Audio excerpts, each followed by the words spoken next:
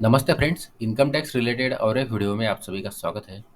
इस वीडियो में हम लोग बात करने वाले हैं इनकम टैक्स एक्ट के सेक्शन 80 डबल ई ए के विषय में।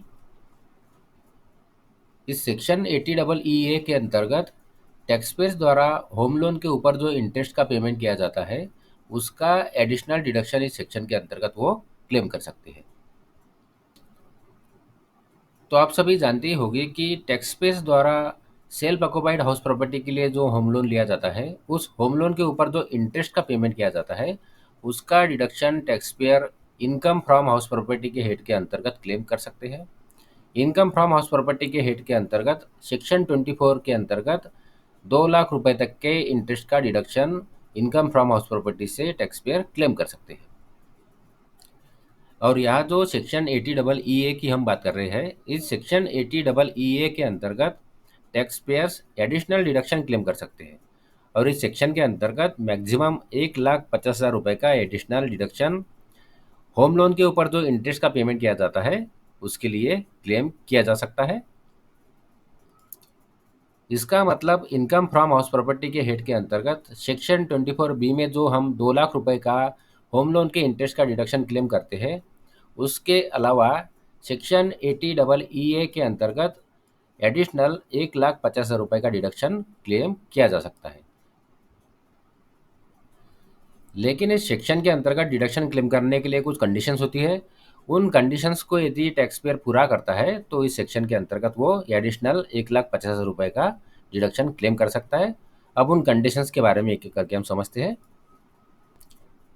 तो सबसे पहली जो कंडीशन है वो ये है कि जो होम लोन लिया है वो किसी फाइनेंशियल इंस्टीट्यूशन से लिया होना आवश्यक है और उस फाइनेंशियल इंस्टीट्यूशन द्वारा उस होम लोन को 1 अप्रैल 2019 से लेके 31 मार्च 2022 के बीच में सैंक्शन किया होना आवश्यक है।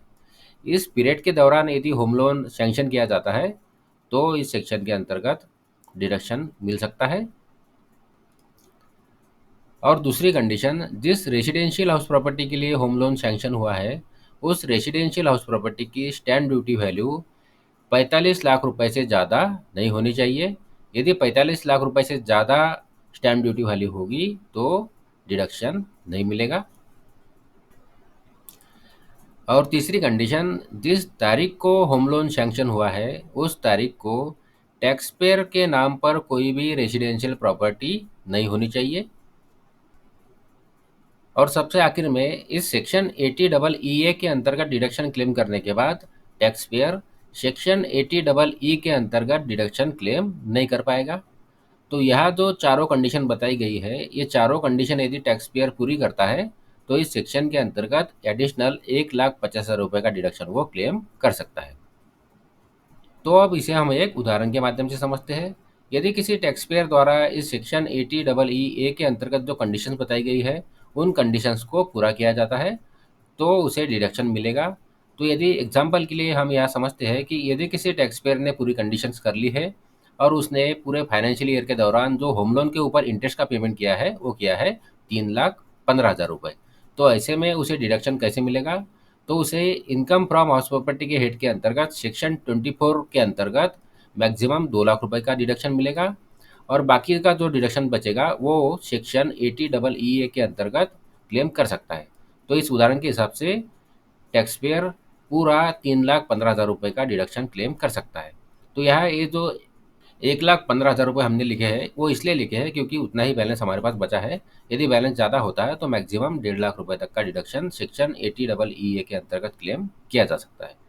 तो या इस सेक्शन के अंतर्गत यदि कोई टैक्स पेयर ये कंडीशंस पूरी करता है तो यहाँ बताए गए तरीके से वो डिडक्शन क्लेम करके अपना टैक्स बचा सकता है। तो आशा करता हूँ इस वीडियो की जानकारी आपको यूज़फुल लगी हो। यदि इस वीडियो की जानकारी आपको यूज़फुल लगी है तो वीडियो को लाइक करिए, चैनल को सब्सक्राइब करिए। धन्यवाद।